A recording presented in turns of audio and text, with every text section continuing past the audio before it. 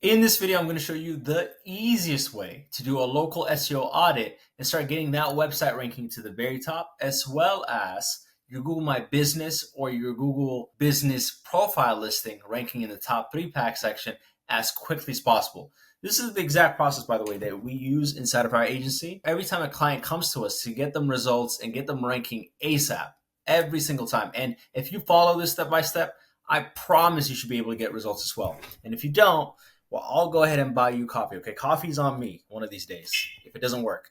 But I'm confident it does, and don't hold me to the coffee. I'm actually kidding, okay? But it works is the point. So let's get right into it. Okay, so first things first, what you need to understand is that the local SEO audit is the very first step of any proper local SEO campaign, okay? It comes in the very beginning, then it's all the other steps. Now, you could do a local SEO audit on a campaign you've been working with and you want to check to see if there's any issues. But always, whenever you take over a website, whether it's a client's or your own, or you're just starting, or it's been some time before you've done work on it, always start with the local SEO audit because it prevents a lot of guesswork, okay? It's like going to the doctor and getting blood work, lab work, x-ray, CT scan before doing the treatment. Because if you just go straight to the treatment, what if that's not the issue, right? So how do you even know what to do? Unless you're just going to guess and go off of best practices, you're just guessing. And so we don't do anything with guessing when it comes to any other work. So why would you do that for SEO?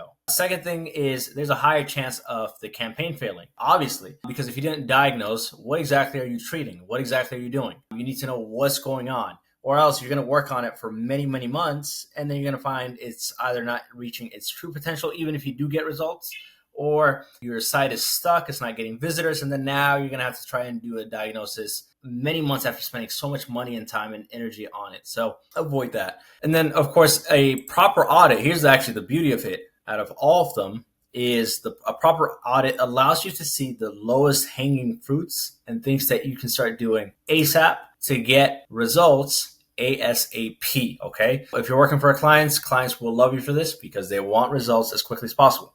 And let's be honest, SEO takes a while and it's demotivating for a lot of clients. And for yourself, if you're doing this for yourself, same thing. It's very demotivating to keep working on it and not see any traffic or money coming out of it anytime soon. So proper audit will show you the quick little fixes and tweaks that you can probably do to start ranking for something and start getting phone calls pretty quickly. Now, you're going to need a couple of things, a couple of free tools, a couple of paid tools. The very first one that I'd recommend is a plugin called GMB Everywhere. This is the one that I use. You could download it from Chrome. Another one that I recommend is Screaming Frog. This is going to come in very handy. It is a free tool. There's also a paid version of this, but I have the free tool, right? I've never needed to use the paid tool. So you can just type in Screaming Frog and you'll be able to go ahead and find it if you go straight to their website. Even though I misspelled that, right? That's one. And then these two are basically free tools. And then SEMrush or Ahrefs, these are paid tools. I strongly recommend getting SEMrush. That's the one we ended up switching our agency to after a while of using Ahrefs. They're both good, okay? I'm not really saying one or the other is better, but it's just for us, I found it easier to work with SEMrush. I would recommend having this paid tool. Bright Local will come in handy a lot, not even just for this audit, but in general if you're working on local SEO campaigns. So this is the website. Whenever you need a service or whenever you're doing something, it's going to go ahead and end up charging you for it. Okay. You need a Google My Business or a Google Business Profile listing to work on. Obviously, that might be yours, that might be your client's, but we need a Google listing to go ahead and audit. And then the next thing you need to go ahead and audit is you need the website for that business. In this case, we're going to be using this company, Made to Change. We're going to be auditing their website and their Google My Business and using them as a mock example over the shoulder. You should also have the Google Analytics of that website and the Google Search Console as well. You should have access to those. Auditing those are also very important. A lot of people skip that. And that's pretty much it. Those are the tools you need. Now, what goes into a proper local audit, just so you know what makes up a proper local audit, you need to go ahead and audit your map listing. Then there's the website audit, auditing for technical issues, the backlinks pointing to it and all that jazz, right? And then the last thing that goes into it is auditing, of course, your webmaster tool. So you can consider that part of the website audit, Google Search Console and any issues on here, any issues on your analytics. Also, the directory audit, which is very important, a citation audit. making sure that any listings that your business is listed on is very consistent. The business name, the address, the phone number, and the website is consistent throughout. Okay, that's a big issue for local businesses, because if that's inconsistent, it starts to look like a spam. Or if you're not listed on the places you should be listed on, well, that's also a no-go, because you shouldn't be listed on the same ones that most likely your competitors are listed on, because it works, right? That's what it means. If your competitors are listed on a certain amount of citations, you should probably be on those two, plus the other best recommended citations or directories you should be on, with a consistent name, address, phone number, and a website URL. Very important we cover that first. A lot of people like to rush straight into the tactics, but I am all about concepts over technique. If you understand concepts and framework, you can make anything happen. Versus if I just showed you techniques and tips and tricks, I'm not teaching you how to fish. I'd rather teach you how to fish so you can do this on your own. If you understand the concepts, then you can do anything, or you can build off of that. Okay. Now let's get started with the Google My Business, or your Google Business Profile listing, as Google calls it nowadays. Okay. So this is how we go ahead and audit it. If I'm using this listing as an example, the very first thing I like to check is, are there any duplicate listing? Okay. So I'll go to maps.google.com and I'll type in their business name, and there better not be another made to change. Okay.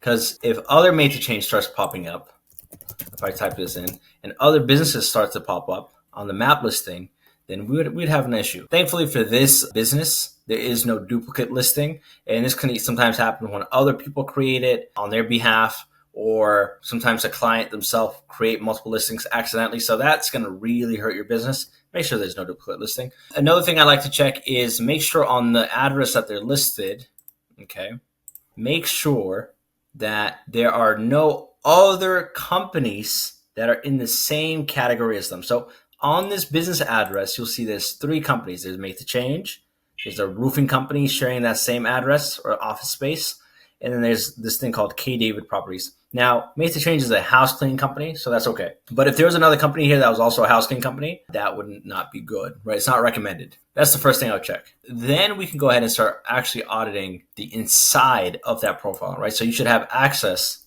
to it to be able to do that.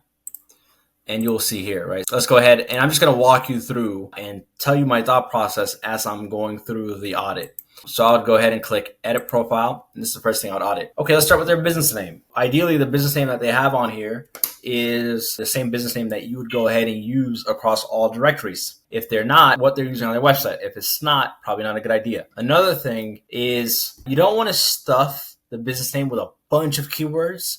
But we have noticed that putting a keyword in the business name does help. You don't want it. Now, Google does not like that. So what you want to do is you want to make sure your business name already has keywords. And that's great, right? You're following Google guideline. You want to go ahead and follow Google's guidelines. So yeah, make sure your business name, for example, Makes the Change company name has cleaning services already in their business. Okay, so it matches. And they're in Houston, Makes the Change Houston Cleaning Services. And that helps the ranking. You're going to want to make sure this is across all directories and their business website and so on. The next thing I'll jump into is the business category. Okay. The business category. Now, this is where GMB Everywhere pops up, right? So I'll go ahead and go to maps.google.com. And let's say I type in house cleaning. They're in Houston. I'll just type in the keyword I do know. And I'll type in house cleaning Houston. And I'll see all the companies that are their competitors that are showing up. And I'll see what categories that they're using. Okay, and Google My Business Everywhere, which is that plugin that I recommended, is installed, so we can see all of the categories that these companies are being listed for. Okay, so some are listed for house cleaning and janitorial, some are just house cleaning service, but the primary seems to be house cleaning service. And in this case, the client is using the primary category of house cleaning service. Now, could they add other categories? Sure. They're going to go ahead and, they can put in other categories like the competitors if it makes sense. But in this case, house cleaning service on its own seems to be more than enough for a lot of these companies to rank. We don't really want to dilute it with too many categories unless we see something else that's super closely related and within the same category. For example, house cleaning, janitorial, they're kind of two different worlds. And again, you can do that as we can see here, right? I can probably add in cleaners as a second category, which is fine. You don't want to overdo them either. Some people like to overdo their categories, as you can see here. Not a big fan of that. I'll probably limit it to 1 to 3, okay, really good ones. You just don't want to dilute yourself and then not rank for anything, Okay. The more closely related they are, the better. Then I would look at the description. Okay. There should be a business description here. And in the description, it should be a good amount of characters, a good amount of content on there. It should be helpful. And ideally, they're also mentioning some keywords that they would want to rank for. So some of their services, as you can see, some of their keywords, they're mentioning their city that they're in and so on. Very important inside of here, or any other keyword relevant things that they want to say, naturally woven in. Again, you're not stuffing the description. You're just nicely writing good quality content and making sure it's keyword relevant. Okay. Now, the phone number, here's the thing about the phone number. You want to avoid it being a 1-800 number. Most people don't even pick up a 1-800 number. Anyways, it should be a local number. A local number ranks better. Usually you want to make sure the client has a local business number, and this is the same business number that they're going to use across all directories. And that goes again for the address. Make sure that the address that they're using goes ahead and it's something that they're going to use across all directories and on their website. So it's the correct business address.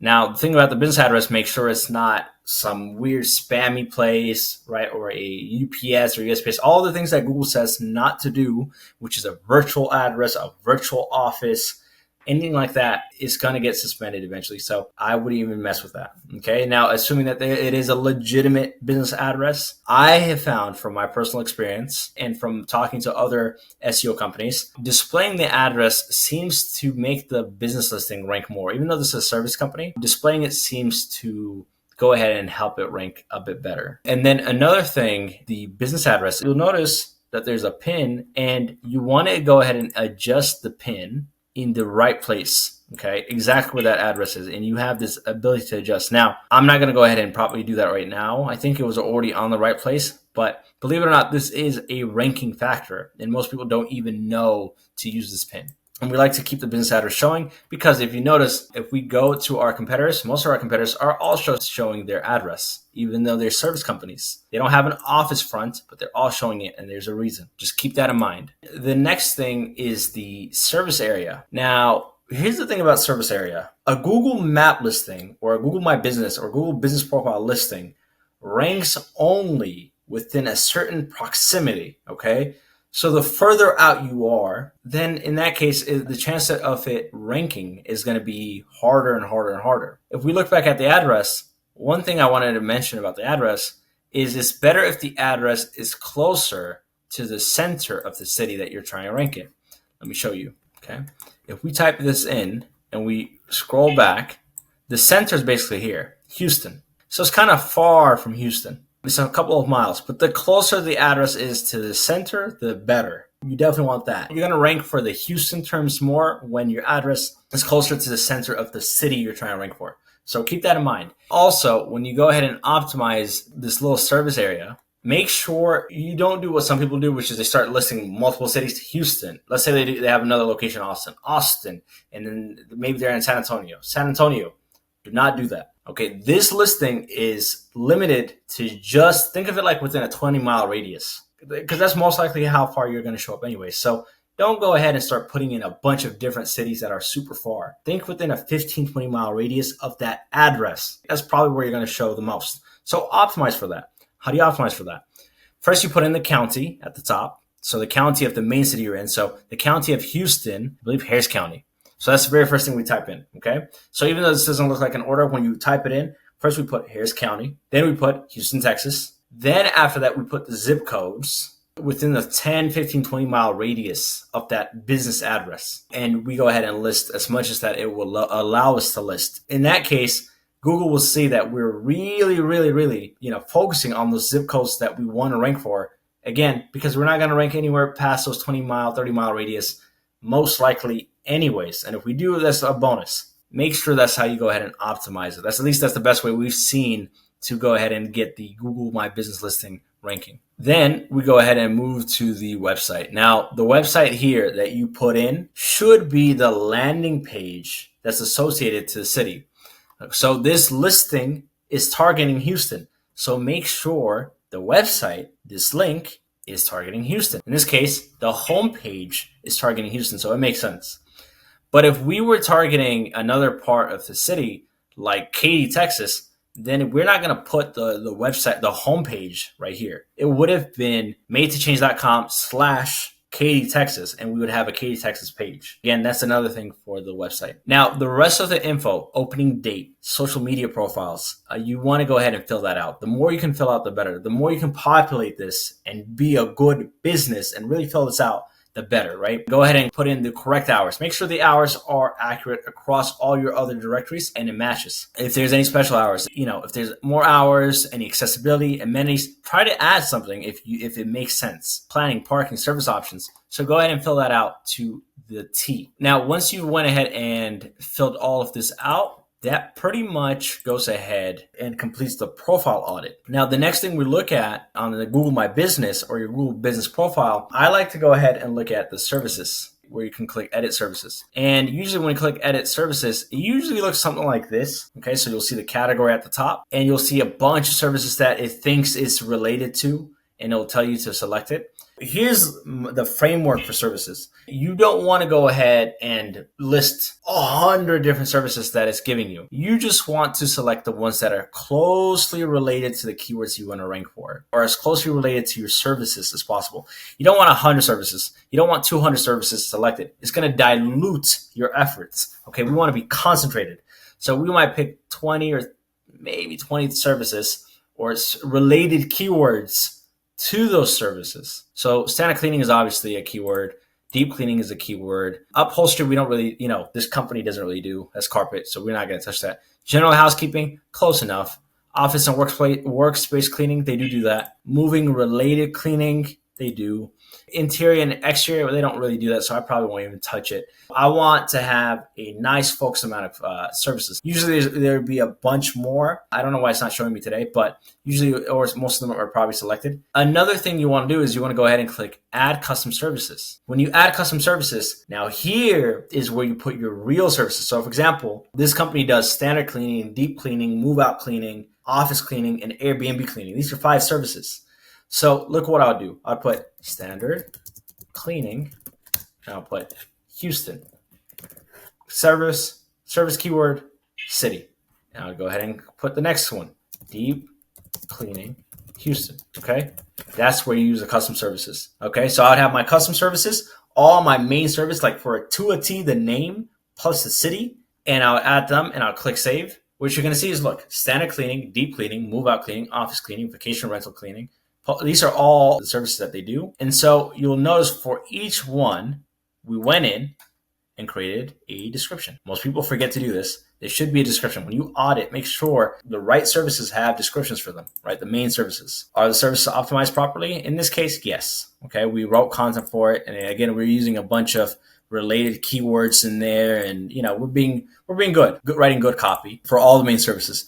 This one is actually interesting. I don't know why they added this. I don't know if the client started doing this service recently and I didn't know about it, but they don't. But I don't know, again, why they went ahead and filled this out. That is wrong. And I think this client, so now, for example, I'm doing an audit at the same time. I'm actually noticing that this client has messed up a couple of times. So they have a vacation rental cleaning Houston. I mean, I guess you could do an Airbnb cleaning Houston. It's the same thing. This is not really necessary to write description for these because it's not really a main service that they provide, or a kitchen cleaning or bathroom cleaning or microwave cleaning. It's not even really a service that they provide. It's just part of their checklist. So it's no point to really have this and write descriptions for it, for example. It would just be for their main service names that you write content for. I would personally go ahead and clean that up and just limit it to their main services of standard, deep, move out, office, vacation, post-construction, and so on. You get the point. Now here you'll see a bunch of other services that they've selected. And a lot of these don't make any sense. Light fixtures, eliminate, right? Like again, you want to keep it to just the services that make sense.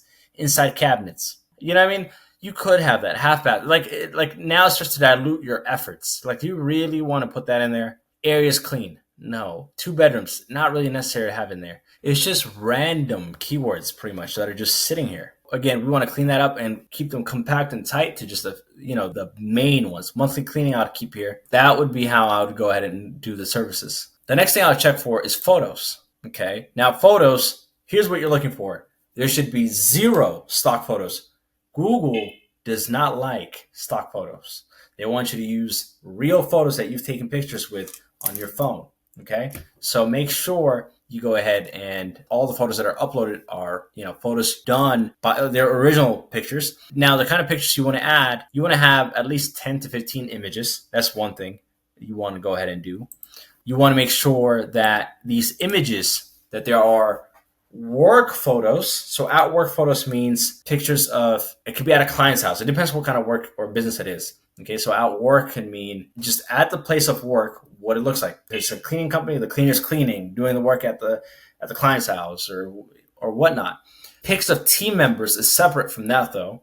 I would have pictures of team members. Pictures of team members is basically pictures where a team member is posing, a selfie of the team member, or team members together huddled up, or the business owner's founder's picture or portrait. I would go ahead and add that in, okay? The old Google Business Profile used to actually have categories for this. Now that they have eliminated it, you don't even get to see that no more. But I would still recommend adding that, and it seems to help, okay? And overall, think about it from the framework of a business. A good business would have that. Team member photos, at work photos, before afters, right? Before and after photos would go under the at work photos.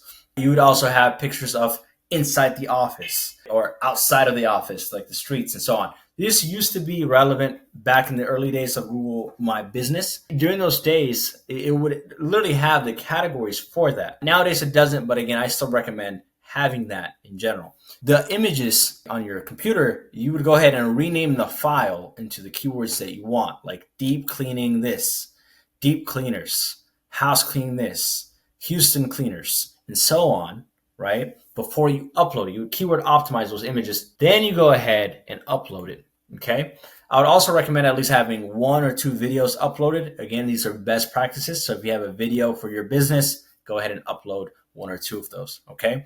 And that's how you make sure the image section is done properly. Now, the next thing we look at when we're auditing a Google My Business profile is their review section. Look at their reviews. First one I like to look at is, are they getting consistent reviews? So 6 weeks ago, 9 weeks ago, 10 weeks ago, 2 weeks ago, kind of, right? There's a nice influx. That's 1. Okay. 2, the recency of the reviews. How recent are their reviews? If their reviews are 8 weeks old, 10 weeks old, 12 weeks old, not good, right? For example, this client can do way better. They can get reviews. They need a better review generation system to get reviews a little more frequently than this. The recency of reviews also matters. If your GMB or BP, as it's called now, right, your Google Business Profile, if it hasn't gotten reviews in a while and it's just dry, not a good sign, right? Google likes to see a listing that's constantly getting reviews in business and active. Next thing is the general consensus of how people feel about your business. All that means is, are you from a 4 or 5 star at least? Okay. The better it is if you're 4.5 and above, right, rating, the better it is for rankings. Again, Google wants to rank businesses that are doing well. It doesn't want to rank 3 stars, as you'll notice here. Most of the time, it wants to rank companies that are that the sentiment of customers is positive. The next thing you want to look at is the average amount of reviews. So this company has 72 Google reviews, but is that what their competitors have? We can quickly look that up. If we go mapsgoogle.com and I type in maid service Houston, for example, one of their main keywords. Well, the average company that's ranking has 708 reviews, 1,000, 270, 192, 219. So I can add a couple of these top ones up, divide them up, and I'll get an average. And I would say this is slightly below average, right? If they want to compete, they want to be definitely on the higher scale. Just to be safe, we want to get these reviews to a couple hundred to make them competitive. So that's the next thing that we look at the reviews. And then on top of that, for the reviews, are they responding to their reviews? Every single one should be getting responded to. That's what a good business would do. And Google wants to reward good businesses. Another one is, do the reviews include images, right? Ideally, encourage your customers to take pictures and upload them when they're doing reviews. That helps a lot. Media. Also, are there keywords being mentioned in the reviews? It's kind of really hard to get your customers to do that, but ideally your customers are using keywords naturally. And also when you respond back, hopefully you're using keywords in there naturally. It helps. Every little thing helps. Okay, so just so Google understands that you're relevant. Your listing is keyword relevant. We talked about reviews. The next thing I'd like to look at is posting. If the business is posting regularly, and we can usually see that here, right? You can see if they're posting or not, and you can update here. So you want to make sure that they're posting consistently. So example, you can see 5 hours ago, they posted 5 days ago, January 13th, January 2nd, So they're posting semi-consistently, but we want them to be posting at least to have a competitive edge 1 to 3 times a week, which might seem like a lot, but you want to have a nice posting with images, keywords in there, naturally done, nice copy, constantly being done. And we've actually seen this, believe it or not, with clients that we work with, where we'll optimize their Google My Business, their Google Business Profile listing. They'll start ranking, but they'll stop posting all of a sudden. And I mean, they'll stop doing other things too, but they'll also stop posting. And all of a sudden, we'll notice their listing starts to decrease little by little. And the moment they start posting more frequently again, and they're more active, we notice they start to go right back up slowly. The posting actually would help a lot from what we've seen with our own clients. Okay, so make sure to post 1 to 3 times a week consistently. So the next thing I like to look for is the Q&A for the company. So a company usually has a Q&A section, and you'll notice, for example, if we let's look at this company as an example. I don't think Made to Change has a Q&A, but if we go here, you'll see there's a question and answer section. Okay, and you'll see that customers can ask, and you'll be able to respond back to them. Very important. You want to go ahead and somehow at least encourage customers to go ahead and leave questions on there. If they have questions, having at least 5, 6, 7 or more questions, and then you answering back to it also helps, right? Usually also if it has keywords in there, even better. So the Q&A section of your Google My Business listing or Google Business Profile listing is heavily underutilized. So we'd like to see if there are Q&As, questions by the customers, and then you, the business owner, answering back on there. And now that pretty much summarizes the Google My Business or Google Business Profile audits. Now that goes ahead and takes us to the citation audit. That's the very next thing we look for. Is your business listed in the directories properly? Is your business name, address, phone number, wherever you're listed, is it listed properly? Okay, are there inconsistencies? Is it using different addresses, or the addresses are spelled a little different, or the business name is spelled a little different? Those little things matter a lot. Now, how do you check for this consistency? There's tools that you can use like Bright Local. So if you log in and make an account, Bright Local will go ahead and do an audit for you and show you where you might be inconsistent. There are other tools as well that you can use. Even SEMrush has a tool that you can use inside of here to go ahead and scan for directories. Now, you can also use a service. That's another option. There are plenty of citation audit services that you can look up that are pretty cheap, and they'll go ahead and do a scan for you and give you a spreadsheet of all the things that need to be fixed. And on top of that, I would supplement all those efforts with a manual check. What that means is you just go ahead and put in, this is, by the way, what a citation audit looks like for us in our agency. So for Made to Change, you'll notice we went ahead and listed all the profiles that we found, all the directories, the way their name is listed, the way their business address is listed, their phone number, and the website. You can see here their business name isn't consistent everywhere, so they need to fix that. If it's Made to Change Houston Cleaning Services, it needs to be like that every single place. The URL, some places they're not even listing it. Some places it's not the right URL. So you see what I mean? So this is the things that you would want to clean up. When you do a manual citation, which is something I like to do, I just go ahead and take the business's address or the business's name, either or. You just type it in and you just manually check where they're in the Chamber of Commerce. This is once you've gotten your citation audit from a citation audit service or your tools, it might have missed something, right? And this is where the manual comes in. So for example, most likely our citation audit, let's say it didn't pick up the Chamber of Commerce, just in case, let's say. Then I'll just go ahead and check here. Oh, are they doing this right? Business address, phone number.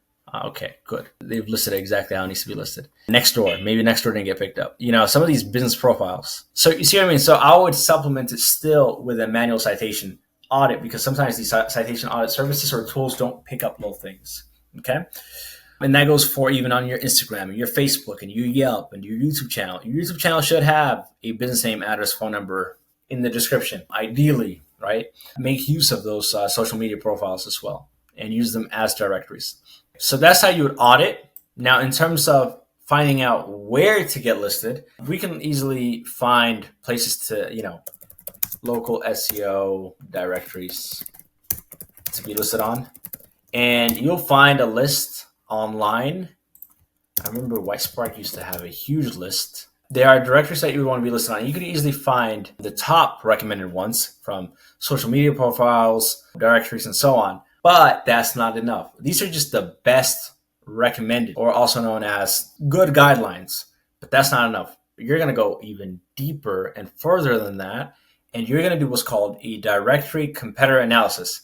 What that means is you go ahead and check where the top three companies are these companies right here. For example, if I put in maid service Houston, these three companies, and probably even the fourth one, I'll check. And I want to see what directories that they're listed on, because I want to be listed in the same place they are. We're going to reverse engineer success. We're going to see what works and copy it and do it. How do we do that? There are tools like Whitespark that allows you to do that. So if you sign up for Whitespark, it will literally allow you to put in your competitors and yourself side by side, and it will show you a list of directories, and it'll tell you, hey, this is where they're listed, and it will come up with all the lists where they're all listed and where you're not.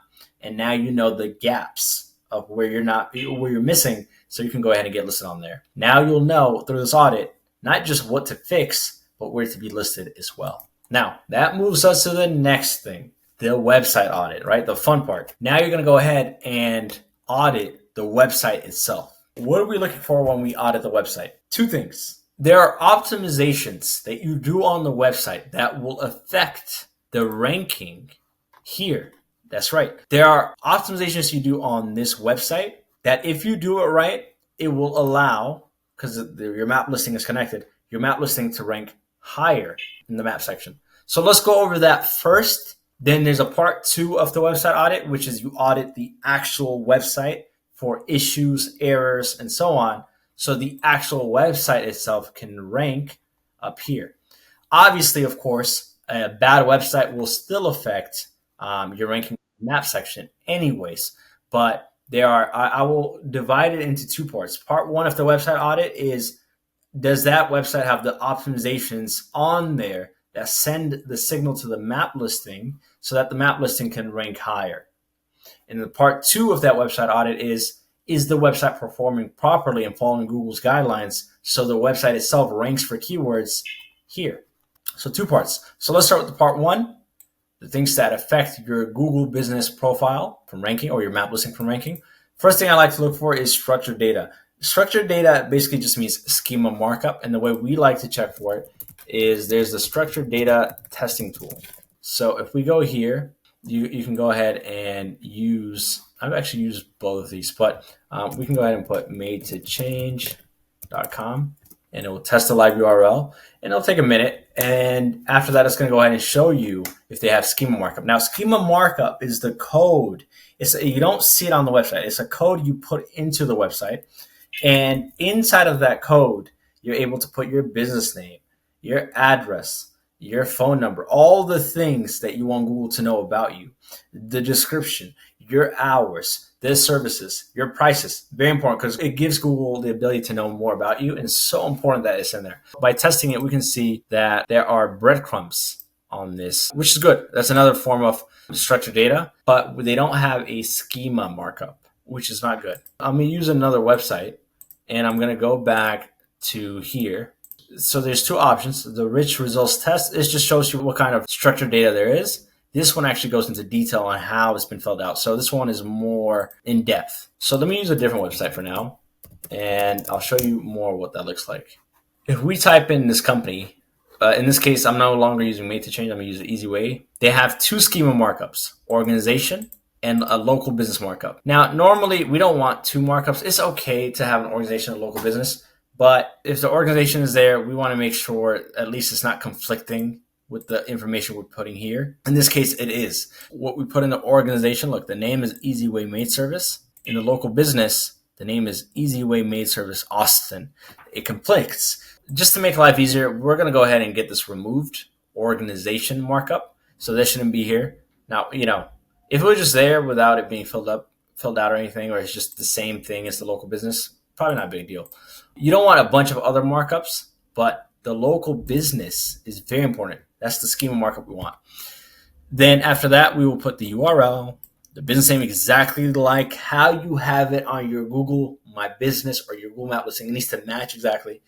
The description, I like to use the same description on the Google My Business. Again, phone number, hours. Again, keep the same thing as your Google My Business and then fill out the rest that it wants you to fill out to a T completely. And that is how you do schema markup. Now, there are schema markups you can do for other pages. This is just on the home page, but there are definitely other schema markups you can do for other landing pages. But the biggest one is this one. Make sure that there is a local business schema markup on the page associated with your Google My Business profile, okay? And make sure to fill that out. And how can you do that? Well, you go ahead. If you have WordPress, for example, you download a schema plugin. It will walk you through the steps. You'll be able to optimize it yourself. Very, very important. Another thing is make sure the landing page you're using for your Google My Business, if you're looking at your Google My Business listing, the URL or the website that you mention, this website, when people click on it, the page it goes to should match the city that your listing is targeting. So again, your Google Map listing right here, your Google Business Profile listing is targeting Houston. So make sure the page it goes to is your Houston page.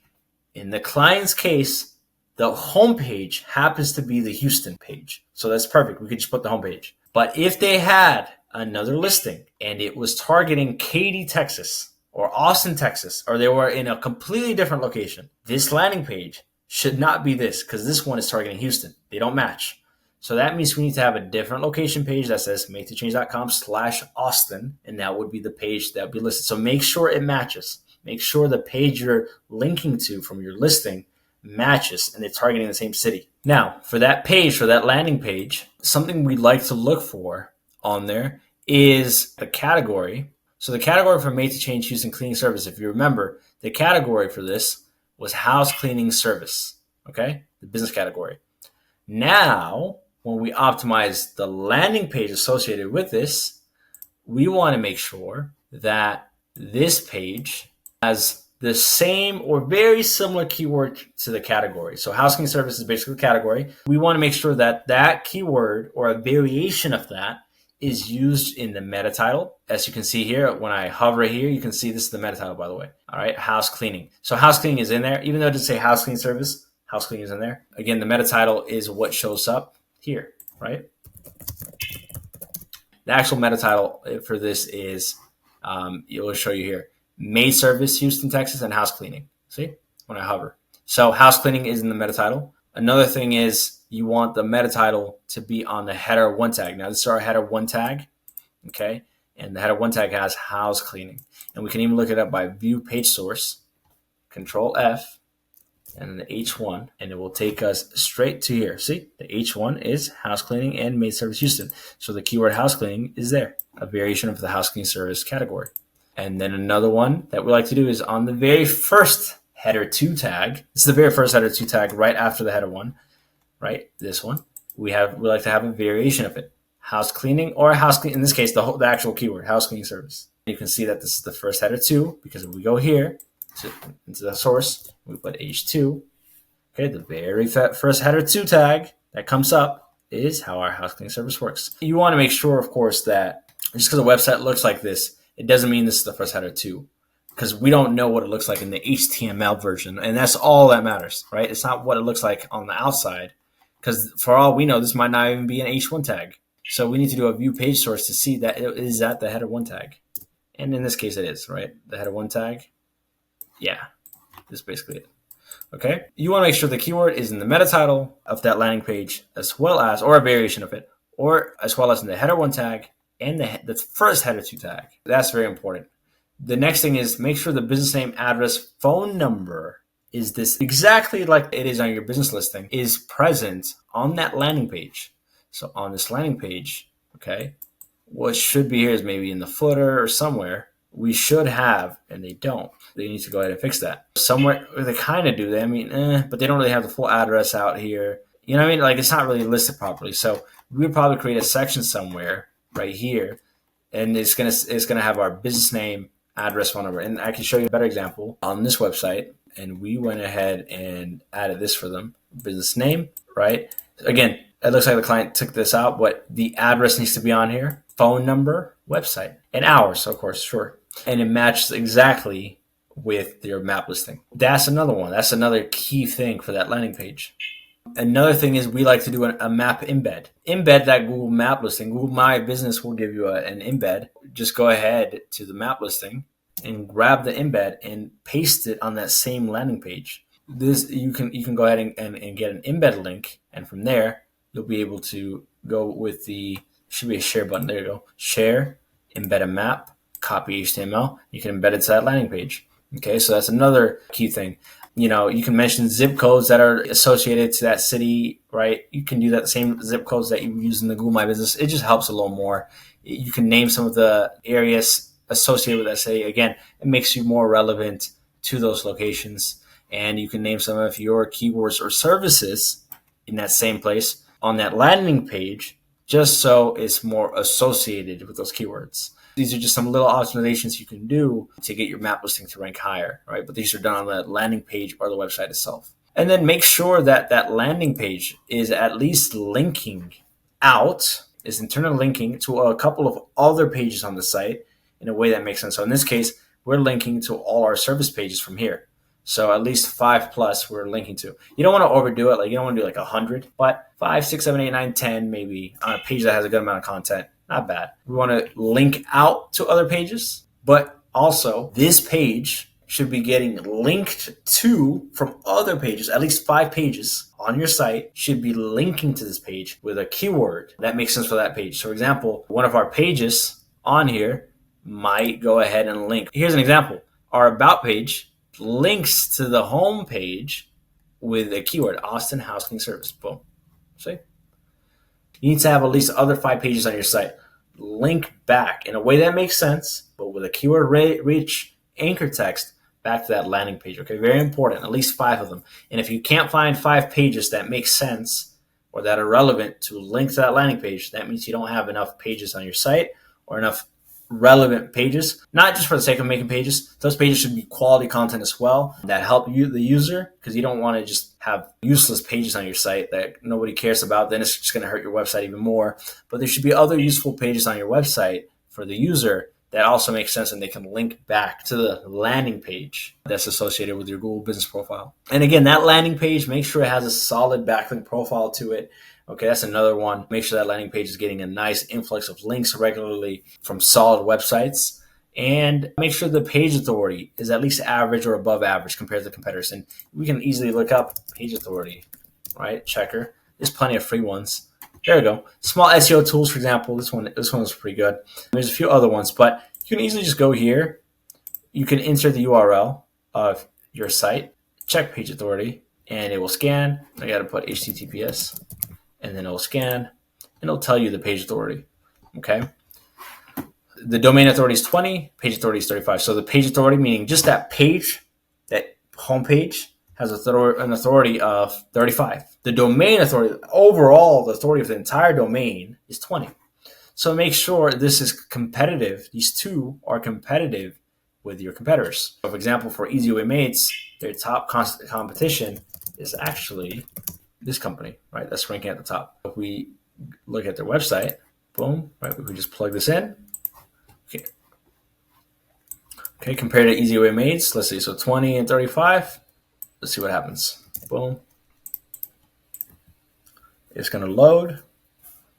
22, 38. So they're about around that area compared to the top ranking one. I'll do 1 or 2 more of the competitors just to make sure they're in that average, and that's good. That's what we want to look for. Just the things that are going to affect the ranking of the Google My Business or Google Business Profile when it comes to optimizing that landing page that's associated to it. Now, the rest of the website audit, you're going to want to do a website audit, a proper website audit, okay? Because a website with a bunch of errors, a bunch of duplicate content, broken links, and so on, it's not going to do well. And there's a bunch of things we look for inside a website. So there's a bunch of technical audits and site crawls, and this is where Screaming Frog comes in, a tool that I had mentioned earlier. This is where Screaming Frog comes in, which is this tool right here, right? And a ton of these tools, whether it be using SEMrush to audit the backlink profile, if you have spammy backlinks pointing to your website, as well as auditing your webmaster tools, Google Analytics, Search Console. Make sure there's no issues there. Everything needs to be cleaned up for the website to rank at the top on its own for keywords. For that, I already did a video on how to audit a website. Okay, there's a full tutorial on that, on how to do a full technical audit of everything from start to finish. That's a whole different topic. And the link to that is going to be in the description on how to do a website audit. Okay, that's going to take care of the website audit portion.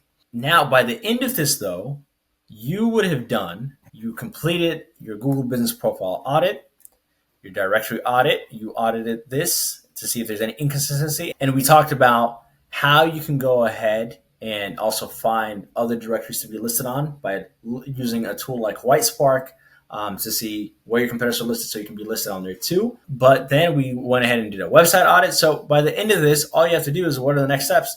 You fix all the issues from the audit. That's step one, very first step. So treat all the issues. Two, by the time you've treated all the issues and implemented all this, your Google Business Profile will probably start to rank pretty quickly. I'm going to make a separate video, and you're going to find that video in the description on how to optimize your Google Business Profile, right? How to optimize that map listing properly. Because here's the trick. Here's what I said in the very beginning. You want to get quick wins with SEO. You know what gets quick wins currently is this map listing. If done right and if it's optimized right, can start to get picked up within 90 days or so, which is pretty fast for SEO, right? You might not make it to the top of the top for all your keyword terms, right, in the top map listing, but you will at least start to get picked up for some keywords in the map listing, even for the big ones. If it's in the top 10, even if you don't make the top 3, you'll start to get calls, and that's very motivating for you and your clients, right? And for some industries and cities, you'll hit the top 3 section of the listing pretty quickly. I would devote the majority of my first efforts to really, really dialing in your Google My Business or your Google Business Profile listing optimization. So fix all the issues that you found through this audit. Plus, there's a few more things to optimize. And again, the video for that is going to be in the description on how to do that. And of course, do the little optimization for the landing page associated with it. Boom. That's how you get results quickly for you, for yourself, or your clients. Your clients will love you. And if it's for yourself, I guess you'll love yourself even more for doing that. And then the third one is, of course, start the website optimization. Of course, because you want the website itself also to rank for keywords eventually. This one takes a while. For that, there's going to be a video on how to optimize the website. And then the fourth step is you build the authority to the website, right? So there's a whole system to that. Backlinks and finding press releases and diversifying that and creating a bunch of educational content that's going to create brand awareness and bring a bunch of traffic and build authority. That's going to be a separate video.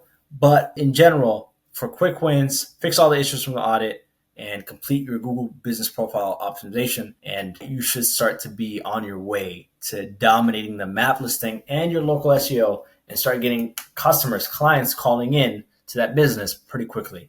Okay. Having said that, if you have any questions, list them in the comments. I'll do my best to reply to them. But other than that, I'll see you in the next video.